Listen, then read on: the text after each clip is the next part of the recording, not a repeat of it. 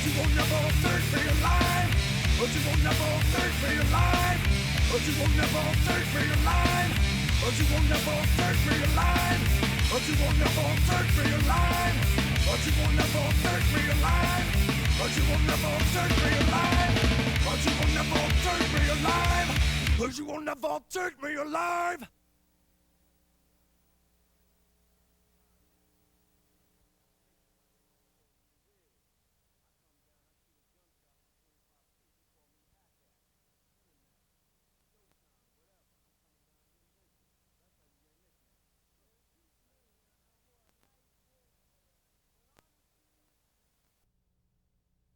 Speed World welcomes you to Delmont, Pennsylvania as we close out the 1995 AMA 250 Motocross Series. Hello, everyone. I'm John Kernan, along with former motocross champion David Bailey. And, David, I asked you about strategy last time, just a little bit off as far as Jeremy goes. Now he leads by 47 points over Emig. So now I'm going to ask you again, put you on the spot. What do you do? Well, I think you go out there and be a little bit careful. I think he could sit at the starting gate and let everyone take off, make it more exciting for the crowd. He only needs 3 points. However, I don't think that's Jeremy's style. He'll go out there and try to win this thing and make it exciting. Points-wise, a lot of guys don't have a lot of movement that they can make up for today, but they do have something to prove, don't they? Well, I think Damon Bradshaw has something to prove. I mean, you and I both thought that he would win a moto, or hope that he would anyways, and I know he wants to win one before the season's over, just like Jeff Stanton last year, who retired here, and I hope that he can. Well, hopefully Damon will make it very exciting, as will all the riders. We're getting set for the start of Moto number 1. That's coming up in just a moment, but first, let's take a look at the track. Well, this is one of Jeremy McGrath's favorite racetracks. Hard packed and fast, and what you won't see on camera that well is how much elevation change there is here. A lot of off cambers, but mostly hard packed and fast. How much of a difference does that elevation change make? Well, it's a little bit. It's tough to get stopped for some of the corners, and it forces it to be off camber. So the berm is real important, and cutting out of that so you don't get caught in all that rough stuff on the exit is pretty important too. Well, there's Jeremy McGrath. He goes for his first outdoor national title. He only needs to finish 18th or better. Back with the start right after this.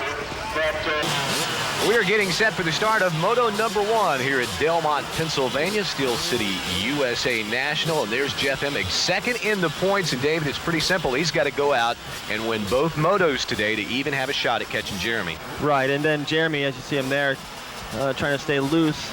All he's got to do is finish. So, I mean, we'd have to take a major problem for Jeff Emig to come out with any chances of the title. But the only thing he can really focus on is just trying to win the race, try to win one more before the season's over with.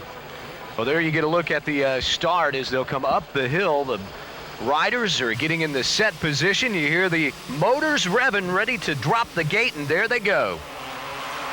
And John Dowd gets out in front of Jeremy McGrath, but will he hang on to the whole shot? No, he doesn't. Jeremy sweeps around the first turn, and McGrath will take over the point, and what a great start for McGrath. As you see, John Dowd has fallen into second. Oh, we've already got some riders down. A huge pileup here in the second turn.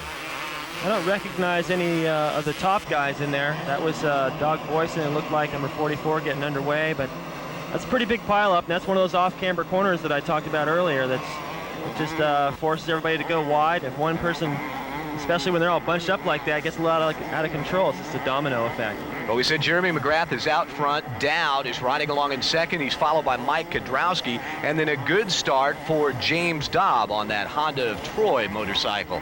And, oh, man, Jeff Emig might have been involved in that, you know, David. I just saw him come through the frame there, and it looked like Emig is way back in the pack, while Jeremy, who has the points lead, also has the lead here in Moto number 1. Remember, he only needs to finish 18th or better in the first moto to lock up the national title. Well, let's go down to the pits and check in with Art Ekman, who's with Jeff Emig's mechanic. Well, Steve, one thing about a bad start off the gate, turn 1 here is not kind.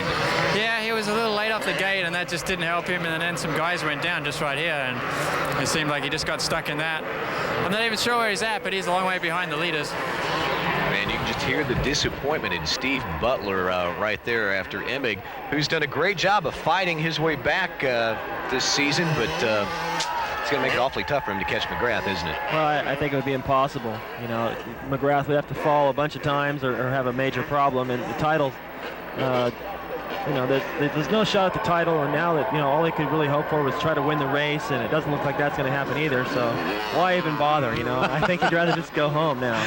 Yeah, but you can't go home. You got to keep digging, and speaking of digging, John Dowd has really been coming on strong. He has got a, let's see, a 4th at Troy, 2/3 Unadilla and Millville, and then last time at Binghamton, he came away with his 2nd overall, and he's riding in the 2nd spot right now. He would love nothing better than to close out this season with an overall victory. And now back to the battle for 3rd place. Kiedrowski has it, but look at James Dobb. He's trying a bunch of different lines, David, and oh, is he going to hang on? Not quite. Well, I like the fact that he's trying different lines. Look at him, he just cuts back under the inside right there, and that's what's going to do it. He just set Mike up. He set him up about 4 turns ago, going outside, inside, and he forced Mike to start riding a little more defensive. And even though Dobb was having to take an alternate line, he still maintained a lot of speed through there, and it paid off for him. Now Larry Ward's caught up to this group, and he should be a real player here in a moment. Well, of course, Larry Ward hoping to finish out on a strong note after the great Supercross season he had. A little bit of a disappointment here in the outdoors, but look, Dobb has caught John Dowd, and that could shape up to be a big battle for 2nd place here in a moment. And you can see the separation there. Jeremy McGrath already pulled out to about a 3.5, 4-second lead. Right, here's another look at the pass. Kiedrowski taking what seems to be the most popular line, but gets caught up with some of that powder that got pushed wide there, and he had to let back off the throttle. But Dobb looked like he already pretty much had that pass made. He just set him up nice, carried a lot of speed through that corner, got on the gas a little earlier than Mike, and held the inside line. That was a good move. Is this a track that lends itself to a lot of different lines? I think so. I remember last year watching Jeff Stanton in his final ride, and he was square in every corner, and it seemed like there was a lot of lines available. And you know, a rider like Jeff or Dobb here, they're just being real creative and using the whole racetrack, and it does look like with the elevation changes and the big sweepers and stuff here, there's a lot of place to go. As you can see right there, all 3 of those guys had a different way around that left-hander, and that's pretty off camera. It's hard to tell from here, but you can see pretty much where there is a berm, there's always a couple. So a lot of places to go. Well, once Dobb got around Mike Kiedrowski, he has started to pull away. He's trying to reel in John Dowd. As we are in the early stages of Moto number 1, take a look at the top 10 on our Suzuki Field Summary and pick out your favorite rider. We'll be right back. Back at Delmont, and problems for Larry Brooks. Not been a good season for him. Of course, he had that wrist injury, had the operation, missed basically the entire year. Just came back a couple of races ago, and it looks like he's headed for the pit area. Well, that's kind of like when you see a car in NASCAR being pushed back into the garage. Obviously, those are major problems, and it doesn't look like he's going to return. Well, now the battle for 2nd place starting to heat up as James Dobb slowly but surely catching John Dowd. And look at all the ground he makes up right there, David.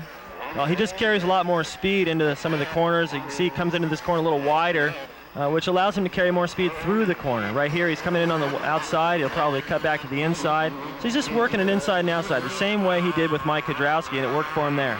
We could see a good aerial shot there from our helicopter camera to show you the different lines that these riders are trying. And look at Dobb. He swings out wide, tries to cut it back to the inside, trying to build up a little momentum. And look, he makes up about 4 or 5 bike lengths. He's right on the rear wheel of John Dowd. It looks like we're going to have maybe a pass for 2nd place any moment now. And in the background, you can see the green Kawasaki and Mike Kiedrowski. He may get up here and make it a 3-way battle for 2nd place. He could, perhaps. He's probably also learning what Dobb did to get past him. And right here, Dobb up the inside of John Dowd. I don't know what John Dowd did there, but he just didn't carry enough speed, and it was an easy pass. Well, James Dobb, who's moved into 2nd place. You know, he had a 20th place finish at Millville. That was along with the 22nd at Budds Creek overall, his worst 2 finishes of the year. But it was Schugle and Binghamton. He's come home with a couple of 4th overalls. And, you know, he'd love to. I keep talking about loving to close it out. All these guys want to close this season out on a high note, don't they? Because they got to make sure that they get that momentum set for Supercross season and for the Outdoor Nationals for next year. Right. Well, you know, with McGrath out front riding the way he is today, they're going to have to shave about 2-3 seconds a lap off. So I think if they just cut one of the corners, maybe they have a shot at catching up to Jeremy. I don't think there's any other way, really. He's just unstoppable. Well, let's take another look at it here. The pass Dobb passing Dowd for 2nd. Well, it just went up the inside. I mean, they're pretty much side by side, and when you're on the inside, you control the corner, and that's all that happened there. Dowd just let him have that inside, and really wasn't much he could do about it. Well, that was a factory versus a Honda of Troy bike, a factory Yamaha, so that's got to be pretty impressive for those boys from Ohio, huh? Well, I'm sure they're pleased, but the real difference is being able to do that for the entire moto. There's a lot of guys that can ride a privateer motorcycle, or even this second-tier factory teams like we're talking about, the Nolene Sizzler and Pro Circuit, and of course Honda of Troy. These guys are all very competitive, and look at Larry Ward. He was second overall in the Supercross this season, so those bikes have come a long ways. Well, right now, Dowd is having to think about, or is he thinking about right now, Mike Kudrowski, who is catching him fast. I wonder if Dowd's having a problem.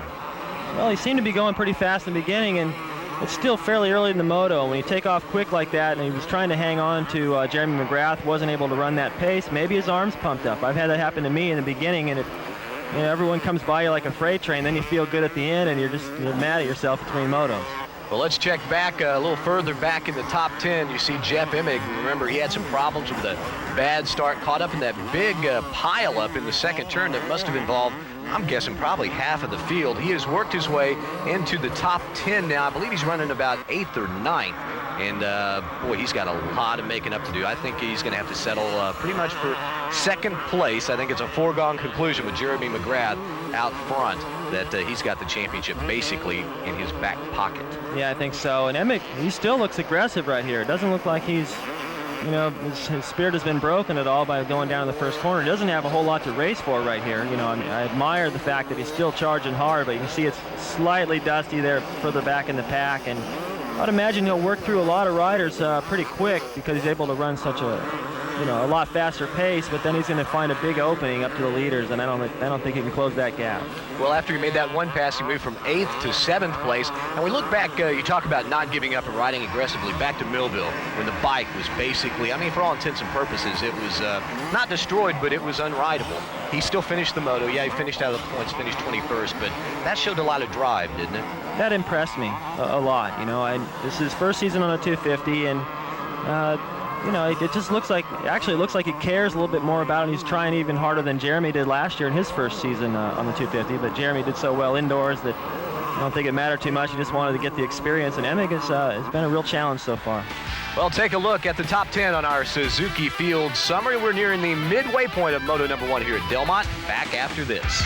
And a lot of fans excited that Jeff Stanton is here this weekend to watch his Honda teammates, I guess you could still call them, go for the championship. And now we've got a battle shaping up for second place. And look at that. Look at Dowd trying to get around Dobb now. I wonder if Dobb slowed down. Dowd sweeps around and takes over that second spot for now. Well, Dobb left him a little space right there, and Dowd rode right through it. He muscled his way in there, and it looked like Dobb got a little squirrely having to ride over those ruts. So now we're back to square one. Back to, it looks like a replay right here of the same corner a few laps before where Dowd was holding off Dobb. Dobb trying to go inside and outside, still using the same lines. Kudrowski back there checking it all out. Maybe he'll be able to use them against him later in the race. And a little further back would be Larry Ward, who's holding down the 5th spot. You see him just coming into the picture there. But Dowd, well, I thought he had slowed down, and then now, well, maybe he just conserved himself for the second half, because we are in the second half of this first moto. Right, and also I mentioned before that possibly John Dowd's arms may have pumped up, and like I said, that starts to get a little better later in the race, and maybe he's starting to feel more relaxed, and he's obviously riding much faster. That could be it. Well, you see a lot of fans scattered around the course, and 12,000 on hand. I believe that's a record. Go a little further back in the pack. There's Phil Lawrence, who's battling for, well, he's got something on the line today. Not only the $500 bonus from Skull and Camel that the top finishing privateers get, but also the year-end bonus, $5,000. Now, we talked about $500 not being a whole lot, but as a privateer, you get $5,000 chunk of change at the end of the year. That gets you set up pretty good for next year, doesn't it? Well, it's nice. It's expensive for these guys to do this on their own, and $5 grand is good for anybody. I don't care how much money you have. $5 grand looks good, and those $500 per race, those add up too. He's won quite a few of those. Yes, he has. In fact, he won the last one out at Binghamton, so he'd be making it 2 in a row today, and if he can win it today, he would also take home that year-end bonus. Checking out now at the 4th spot, Mike Kudrowski, and he's trying now to chase down Dobb. And a lot of talk in the pit areas, David, about Kudrowski. This might be his final race. Well, it doesn't have a lot left to prove. The only title he's never won is the Supercross, and he's been out there a long time. People may forget, but he came through the amateur ranks the same time as Damon Bradshaw. They had great battles in the amateurs, and they came up in the pro ranks together and diced it with each other in the 125 title and 125 Supercross East. He makes the pass right there up the hill on Dobb, and he doesn't look like he's slowing down, but there's speculation what's Kawasaki going to do with him, and if he was to lose a factory ride, would he go to for instance, a Honda of Troy or something else? And I kind of don't think so. Here's another look at the pass. It's a little better rhythm up that uphill, and if you lose that rhythm, you start touching the tops of those jumps like Dobb did there, lost a lot of speed and handed it over to Kiedrowski. He still has the tools to be competitive and to win another championship outdoors, doesn't he? I think so. He's very fast outdoors, and he's still the master of Daytona, 3 in a row. Yeah. This is true. Right now, he has moved into the 3rd spot. He will try and hunt down John Dowd, who is just trying to keep pace with Jeremy McGrath. And McGrath out in front. And, well, I tell you, this guy, I just am becoming more and more impressed. I knew they made a big hype about how he was getting in shape for the outdoor. I thought, yeah, he'll start out the year, but then he'll start to wilt toward the end of the year. And he has done anything but that. In fact, it almost looks like he has gotten stronger as this year has gone on. That's what I was just going to say. I think he's gotten stronger, and that strength comes from confidence, and when things are going good, it just snowballs. It just gets better and better and better, and when things are going bad, as they have for Jeff Emig today, just seems to be getting worse. Now, he's moved up quite a bit. Now he's challenging Phil Lawrence here, who's running in about the 6th spot, I think. Yeah, I couldn't remember. Yeah, Jeff Emig. Well, now, Jeff takes over that spot. He'll be in the 6th place. You have to confuse it. We don't have a computerized scoring screen here in the booth with us to check all this stuff out. But Emig, who was running 7th, finally chased down Lawrence and moves into the 6th spot. So he is looking to salvage at least a top 5 finish in Moto number 1, and that would still leave him set up for chance at the overall if Jeremy decided after clinching the championship in Moto number 1 that he didn't want to compete in Moto number 2. Yeah. I don't think there's a whole lot he can do about it. Just try to ride good, and just to know that he went out there and gave it his best is about all he can do today. Well, right now, Emig, to get that 5th spot, would have to catch the number 11 Yamaha of Larry Ward. He is holding down the 5th spot right now. We will be back with the finish when we return to Delmont, Pennsylvania, as you take a look at the top 10 on our Suzuki Field Summary. We're just getting set to wrap up Moto number 1, the 23rd Moto of the Outdoor National Series in 1995. James Dobb got off to a really good start. Remember, he got around John Dowd, took over 2nd place, and rode there for most of the first half of this moto. But since then, he has faded back into the 4th spot, and he has to worry now about Larry Ward catching him and taking over that position. And Larry's coming hard. He's definitely caught him, and we saw Dobb make a mistake coming out of that corner, that little double jump, unable to do it. And those are the little mistakes that cost him late in the race. That's the reason why he can't run up front the entire moto, which is something I mentioned earlier. Maybe that is a little bit to do with the bike. The suspension just isn't quite up to snuff with the factory guys, but Larry Ward's riding similar type equipment, and he's catching them. So I think Dobb maybe is just starting to make mistakes. Well, Larry Ward, who had a pretty disappointing run at Binghamton, he finished a disappointing 12th there. He's had a couple 4ths and 5ths throughout the year, but it hadn't been the kind of outdoor season that he would have liked to have had. But nonetheless, he is trying to close out here with the top 5 overall here at Delmont.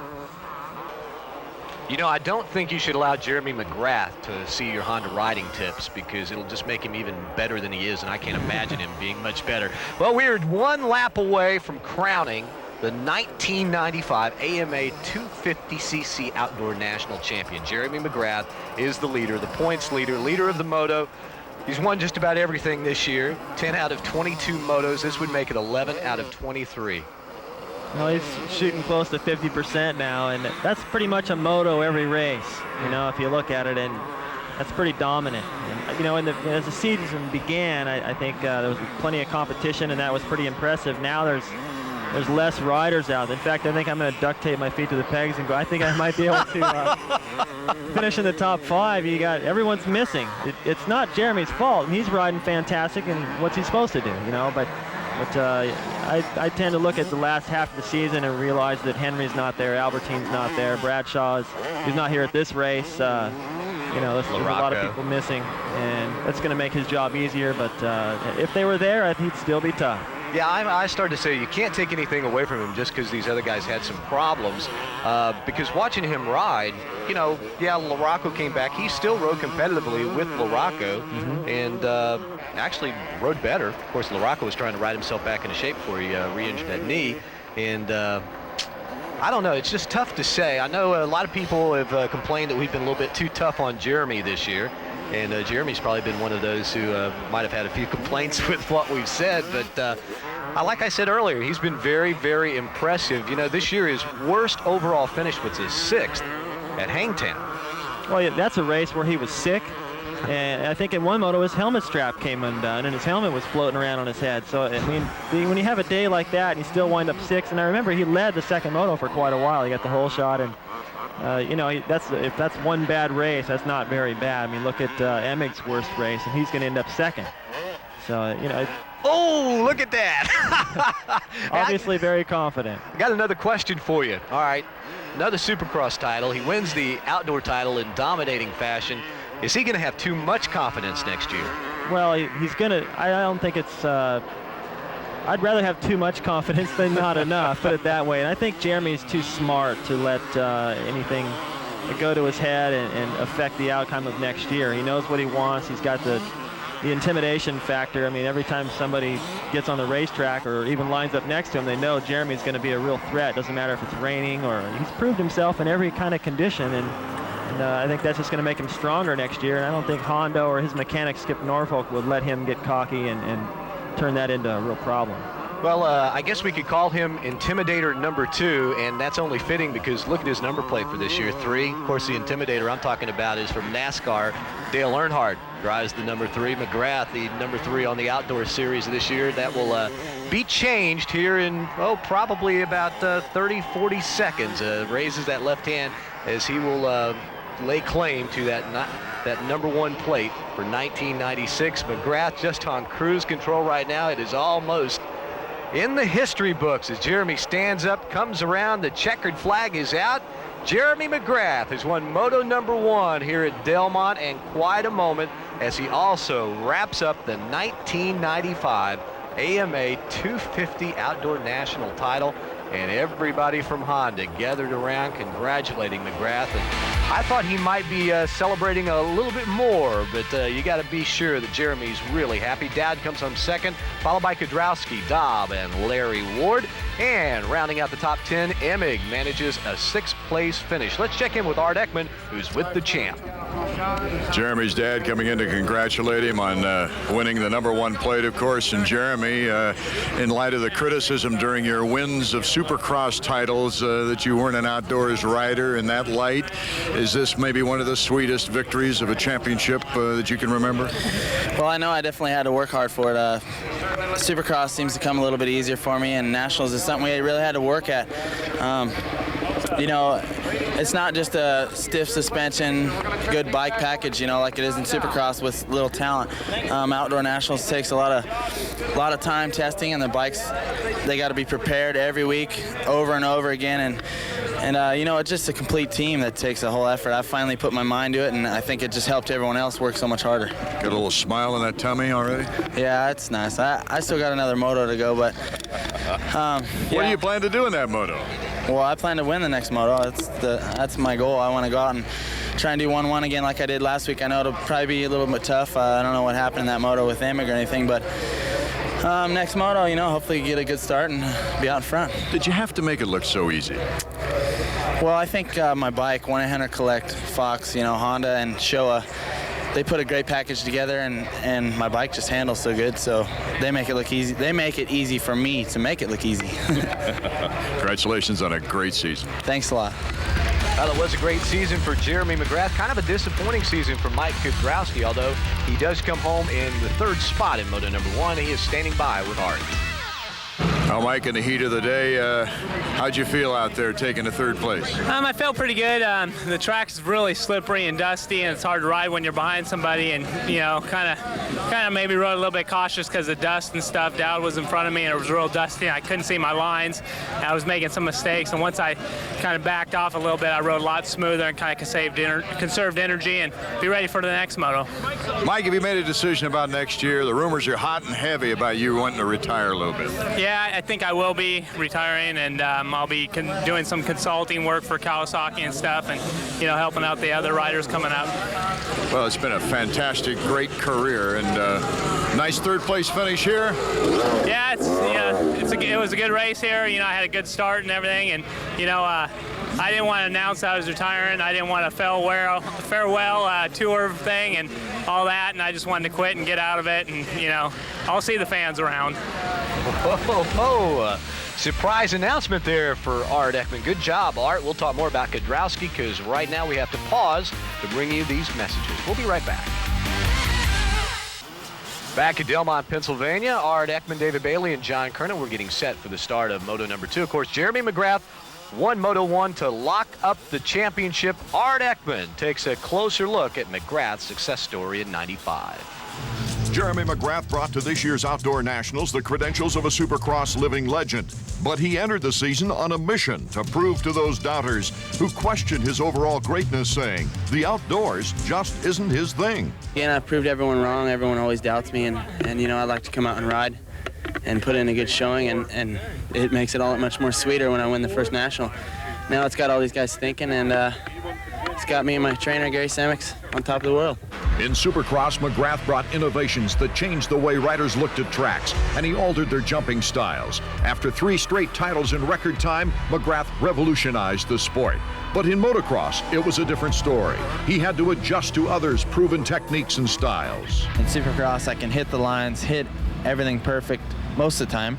And in outdoor, I was trying to take the lines that weren't so rough, or trying to take lines that no one else was taking, and that's the wrong approach for the outdoor series. Out here, it's basically you got to hit the good line, the fast line, even if it's rough, and you got to just hang it out. I've learned a lot this year by watching Doug Henry and Jeff Emig and Albertine and some of these guys' lines.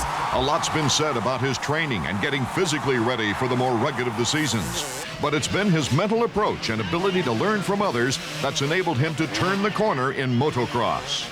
I've tried to learn and tried to watch the other guys, and like last week at Ohio, I hole shot and it was muddy and I crashed, and then I got up and I learned for a while. If there's a time when I ever, I'm not learning anything or not having any fun, then that's the time probably when to back it off and play the second role of my career. That's the one where you're coming off the plateau. Whether it's an inner desire to be amongst the Hall of Famers or contract motivated, McGrath has proven his point. All great athletes have God-given talent, but it's been those who are open to learning and sacrifice who have the shot at being in a class by themselves. Thank you, Art. A very nice job on that nice Jeremy McGrath piece. And you can see Jeremy on the left side next to John Dowd. We're getting set to drop the gates here on Moto number 2, the 24th and final Moto of 1995. And let's see who comes out. It looks like McGrath, who's gotten possibly the whole shot. Now look at Emig on the on the outside, but McGrath goes on the inside, takes Emig wide, and takes over the point. This guy just doesn't give up. You know what he's got on his mind now, David? He wants to go 12 out of 24. A Moto win average for every event of the year. Well, it wouldn't be surprising to know that that was his goal. I mean, I have no idea, but this guy wants to dominate everything. He wants to win the most Supercrosses ever. He probably wants to win the most Nationals now that it's coming easy to him, and I wouldn't put it past him. Well, at 23 years old, I'm telling you what, he's still got at least a good, 2-3 years left in this motocross business? Well, unfortunately, at about 25, you're over the hill in motocross, so he better get it done the next couple of years. Stanton was, I think, 25 last year, so Jeremy's approaching that age. However, he still seems pretty young, and I'm sure he'll do the smart thing in his career and not drag it out too long. Well, how about Kiedrowski? We saw him a little bit further back in the pack, that surprise announcement. He's one of those guys who's over 25, and he's talking about retiring. Well, actually told Art he was going to retire for next year. I don't know. I have a hard time believing that. I'll believe that whenever he's not out there in January for the first Supercross. Look how awesome Jeremy is getting up that uphill, clearing all those doubles perfectly, using his body weight, some of that Supercross technique stuff. I know I always allude to that, but that's where he's good, and he's already starting to open up a small lead over Emig, and that's probably pretty discouraging. Well, Jeff Emig's got to be happy to be riding along in the second spot as we are in the early stages of Moto number 2. Take a look at our Honda field summary. Welcome back to Steel City USA National, Delmont, Pennsylvania. Art Ekman down in the pits. David Bailey and John Kernan up here. Larry Ward is trying to chase down a local boy, Mike Jones, who's riding along in the 4th spot here in the second moto, and that's quite a good showing for him. Well, Mike's capable of running up front. I've seen him do it before. He's not real consistent up there, but he can get a good start now and then and give these factory guys a problem. Right here, Larry Ward's trying everything, and it appears that Mike's holding him up a little bit, but he's not intentionally blocking him. He's just going as fast as he can and racing. You know, that's all he can really hope for. If Larry's so good, then pass me, you know, but I'm not going to get out of the way. That's a great attitude. That's the kind of attitude you should have in anything. Look at Ward try and make a move on the inside. Jones holds him off momentarily, but Ward finally gets on the gas, on the throttle, and moves around into that 4th spot. I would think that Mike Jones, that is, would know how to get around this racetrack pretty good. He is pretty local, and I don't know how often he rides this track during the season other than just the National, but I think he's pretty comfortable with the soil. I know that when I was in Virginia riding anywhere back east on that similar type soil, I could just tell by looking at it where it was slippery, where there was good traction, and what would happen to the lines between motos. Well, look at Kevin Krein as he tries to catch Mike Jones for the 5th spot. And the reason we're back here with this battle right here with our helicopter shot is the helicopter cannot fly fast enough to catch up with Jeremy McGrath, right? Maybe. It wouldn't surprise me. You'd have to cut the track.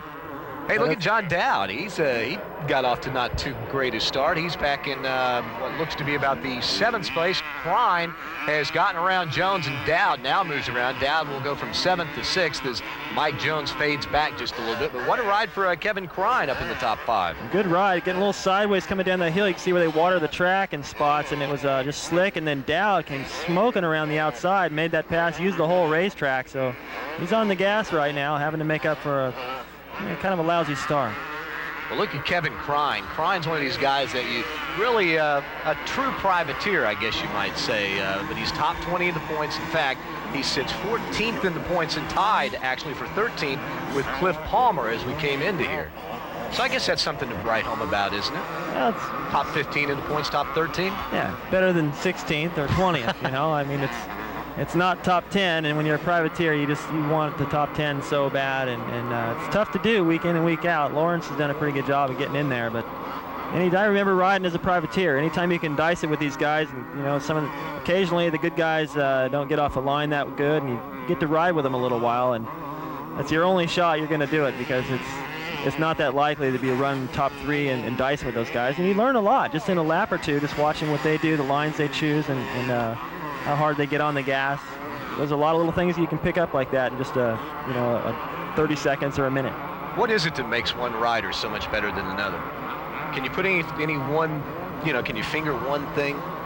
I think it's just intelligence, really. I mean, Jeremy is a very smart rider. He's smart around the racetrack. I don't know Jeremy real good away from the races, as Larry Ward works his way past Doug Dubach right here. I think Jeremy around the races, though, is just very intelligent. He knows how to race, when to push, when to take it easy, how to conserve his energy, how to set up the motorcycle, how to communicate with the rest of the team to make the best package, and how to intimidate, how not to be intimidated. It's all those things that make you good. There's a lot of riders that can ride fantastic and probably just as fast as Jeremy for a lap or two, but I think it's something going on inside their brain that allows Jeremy to hold the advantage at the end of the race. What about the guys who aren't quite up to McGrath's level but still better than everybody else? I think it's just experience and conditioning. They just know they can ride a certain level and a certain amount of natural talent. But to really excel beyond that, you got to have something really bright going on inside your head.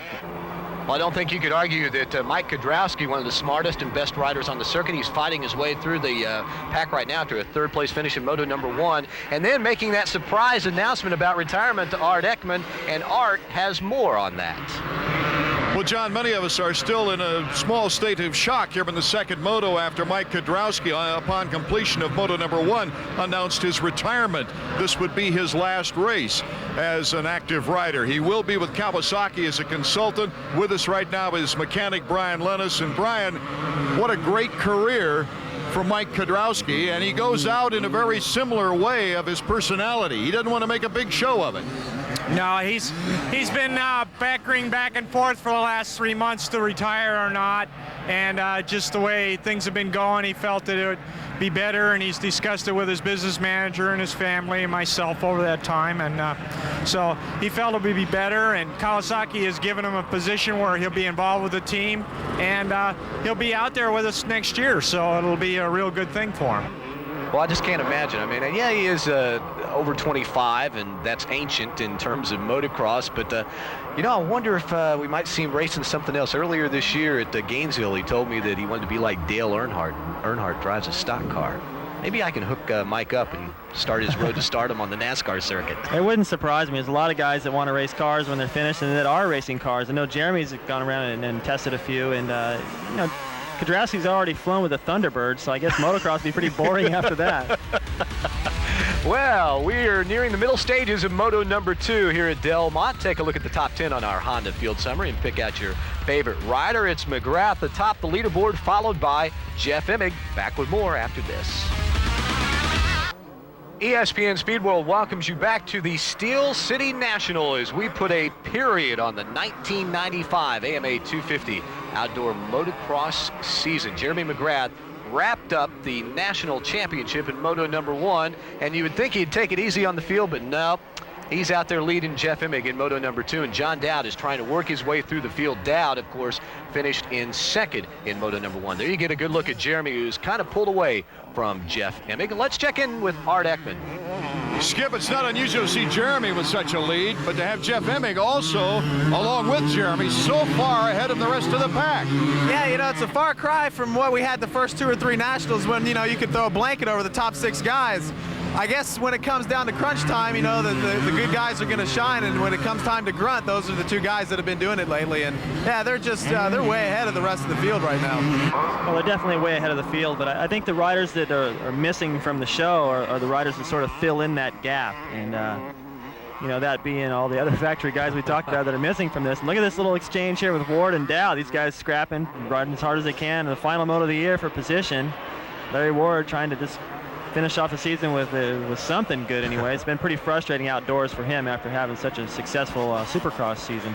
Well, right now Dowd holds down the 3rd spot. Larry Ward wants to get around him, as Ward did have that control of that position, I guess is what I'm trying to say. Sometimes, you know, you get down to the end of the season, the words don't come out quite as freely as, you know, it's like you get arm pump easily.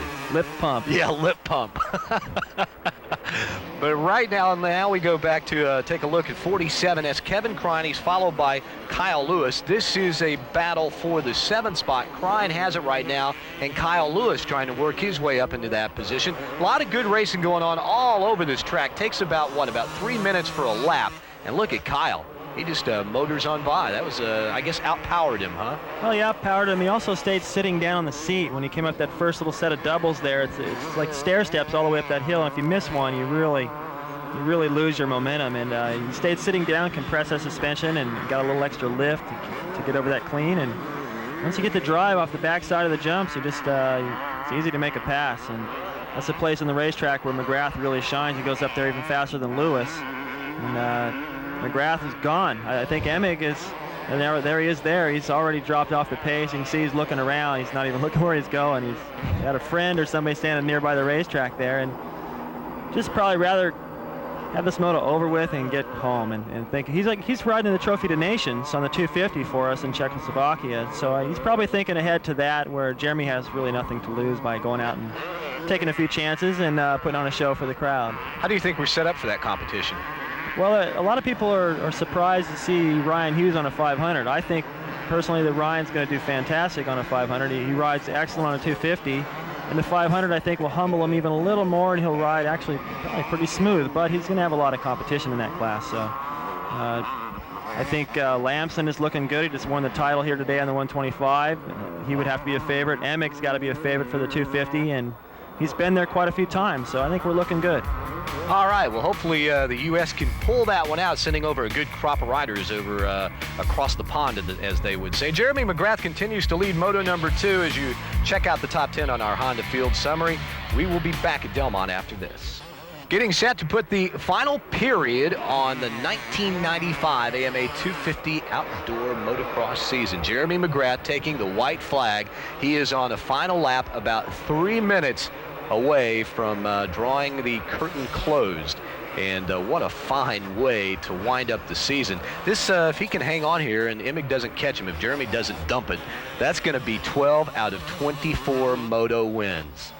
Pretty impressive. You know, it's definitely 50%. We talked about that the first moto. He was close to it, and that's almost well, actually it is. It's a moto every week, and with that kind of results, you can just about DNF and still have a shot at the title. And you can bet that going out strong here today, like LaRocco did last year to win his title. LaRocco, of all people, the whole shot, both motos, win wire to wire, both motos, and take the title. Same thing Jeremy's done here today.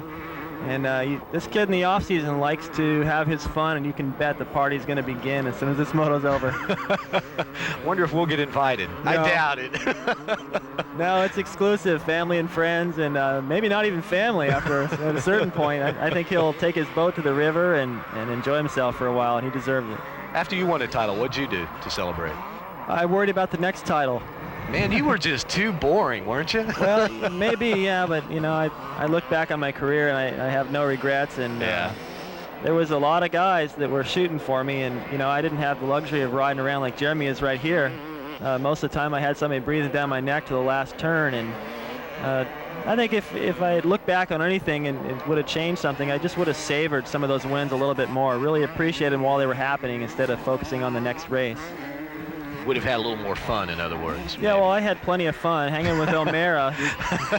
You know you're going to get a stomach ache from laughing somewhere during the time together. We had a great time at Honda, and things are, I think, a little different in racing now. It's a little bit more serious, a lot more money at stake, and although Jeremy seems to be having fun, I think it's a little bit more business, and you know, I'm just happy to be part of the era that I was, and I think you're looking perhaps at the end of an era here with Kiedrowski perhaps retiring. That's the end of all the guys that, you know, the Stantons, and other than Bradshaw's return, Bale, a lot of guys are gone now, and Jeremy's the new kid on the block, and looks like he's going to be here for a while. The new king. What's going through his mind right now? You got any idea? I mean, you said you never had this luxury, but if you had, what would you be thinking about on this final lap? Oh, you're just thinking that the title's yours. You're going to take that number 3 off your plate and replace it with a number 1. You know that Honda's going to be happy. You know that if there are any negotiations that need to be redone, they're going to. You definitely got leverage, and you know, just keep it on 2 wheels for a little bit longer. Enjoy the crowd, and think of something good to say to Art. Yeah, I'm sure that right now, as Jeremy McGrath focusing on his final turns, he's thinking, you know, what am I going to tell Art Ekman whenever he sticks that microphone in my face? Well, that's a great opportunity to plug sponsors and to thank friends and all the people that helped get you there. Although, I mean, this title has looked inevitable for the last 2 or 3 weekends, so it's not like this is a huge shock like it was for Lamson today to win the title. Oh, there you go. I wondered when we were going to see that. I wonder if he's got anything else left in the bag. I'm wondering what he'll top the knack with next. You know, he might take a hand or 2 off the handle, but who knows what this kid's capable of. Then we'll have to rename it. Call it the Knock Knock. Knock Knock, who's there? Well, Jeremy McGrath for sure in 95. He's been dominant. He's won indoors and out, and I don't think he needs a knack. It's just his riding ability. There's the checkered flag, and Jeremy McGrath has done it. He swept. In fact, the last 4 motos this season, he has come away with the wins. Jeff Emig comes away with a 2nd place finish in Moto 2, followed by Dowd, Larry Ward, and Mike Kiedrowski, who announced his retirement earlier. And as you take a look at the top 10, Art is with Jeremy. Well, Jeremy, your 11th motocross win of the year. That's a phenomenal feat with 26 motos all told. But are there any new worlds you're thinking about conquering now on 2 wheels? Well, I got the World Championship Supercross Series coming up, and I get a few weeks break.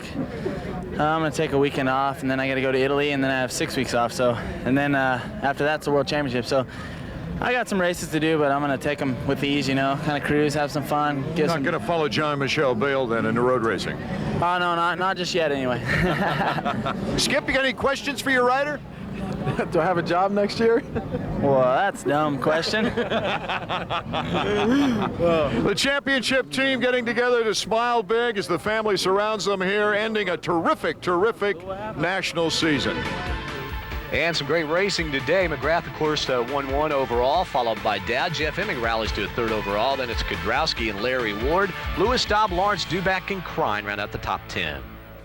Hey, big fella. Hey. What are you thinking? I'm just thinking next year, you know. I didn't really have a whole lot of enthusiasm, you know, there in that second moto. You know, I wanted, you know, to put in a good moto in there at the beginning. I just didn't really feel comfortable, you know, and I guess, you know, I just wasn't really focused, you know, in like what I have to do. And I mean, you know, I congratulate Jeremy. You know, I mean, you know, when you get that momentum, you know, it just makes things that much easier. You know, and it seemed like that I was, you know, that I was going upstream, you know, all year long, and you know, especially here today. I mean, you know, I definitely didn't have the day that I wanted to have. Well, here's a look at the final point standings. The top 5, McGrath winning the title by 60 over Jeff Emig, who had a great year his first year on the 250, and Phil Lawrence a great year. He gets the $5,000 bonus as the top privateer of 95 from Skull and Camel, and Jeremy McGrath, of course, picks up the #1 plate for 96. We certainly enjoyed bringing you the 95 season. For Art Ekman and David Bailey, I'm John Kernan saying so long, everybody.